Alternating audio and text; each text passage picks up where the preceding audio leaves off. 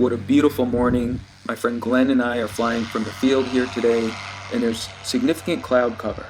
I wanted to share with you guys that in addition to looking at my traditional apps, Windy, Ryan Carlton, I also have a tool that I use in the app called AccuWeather. I can already see there's holes in the clouds and I can see the sky above. Here's the app, AccuWeather. The first thing I click on is radar. I can see if there's any storms in the area. I can see the precipitation with the various colors. But I like to go down and click on the satellite, and there's something called RealView. And in this RealView, I can see the cloud cover. There's also another view called Enhanced RealView. Maybe it's slightly better, but you can see the clouds above, and you can also see where the clouds end or if there's holes in the clouds. And in this morning, I was able to tell that very close to our field, we would have holes in the cloud and, in fact, a break in the clouds altogether. Okay, I'm flying in Class G airspace, and based on the FAR 103 regulations for ultralights, I'm required to stay clear of clouds, which means I can't fly through the clouds. I'm also required to keep visual reference to the ground. I cannot lose sight of the ground altogether. And if I were to climb up into Class E airspace, I would need to give additional cloud clearance. That is, I would need to stay 500 feet below the clouds or 1,000 feet above the clouds or 2,000 feet horizontal clearance. And beyond all that, you got to use common sense here. You don't want to linger in an area where other aircraft cannot see you.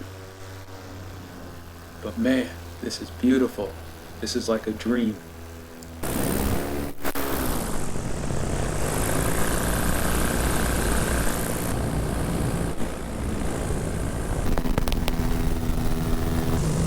Wow, what an incredible morning. I've never had a flight like this.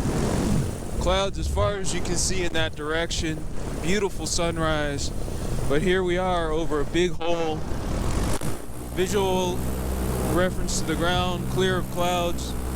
So one of those moments that you feel very fortunate to do this thing.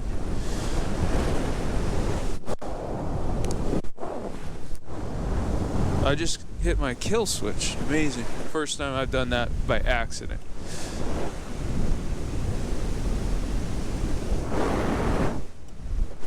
Why don't I feel my, here we go.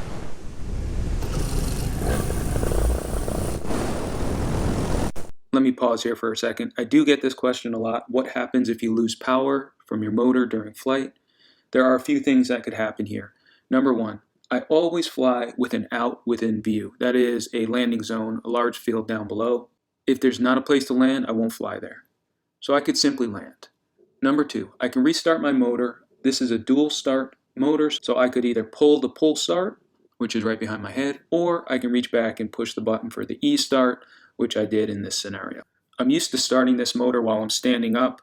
In this case, because I'm sitting, it feels like that E start button is in a different position, and it takes me a minute to find it. It's a good reminder. We should practice shutting down that motor in the air and then restarting.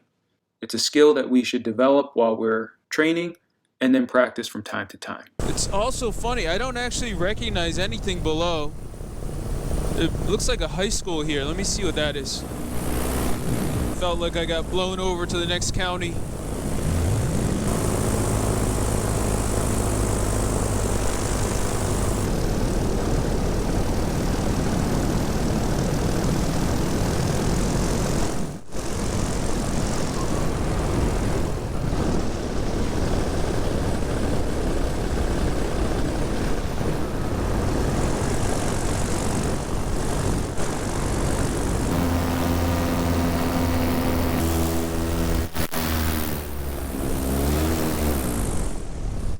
Oh,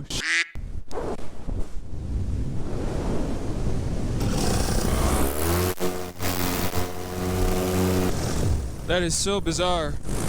I've never accidentally hit my kill switch, and I did it twice today. In other news, it is beautiful here in North Carolina. Everything's starting to look green now.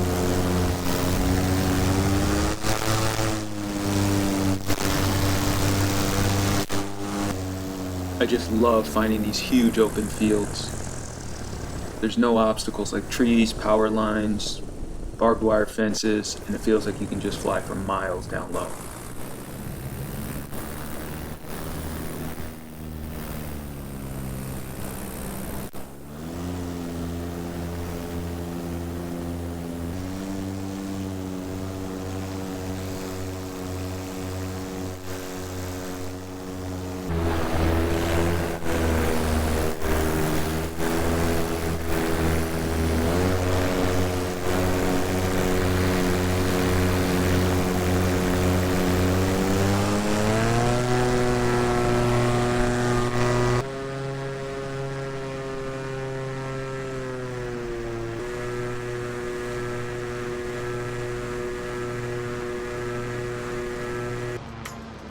I thought this fast forward view looked pretty sweet floating just below that cloud layer.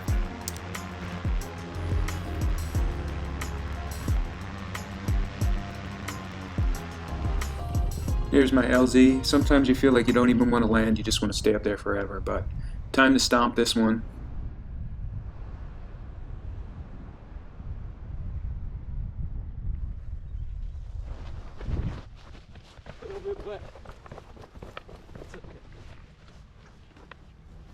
That Sirocco just wants to float up there on the nil wind days. The paramotor never ceases to amaze me.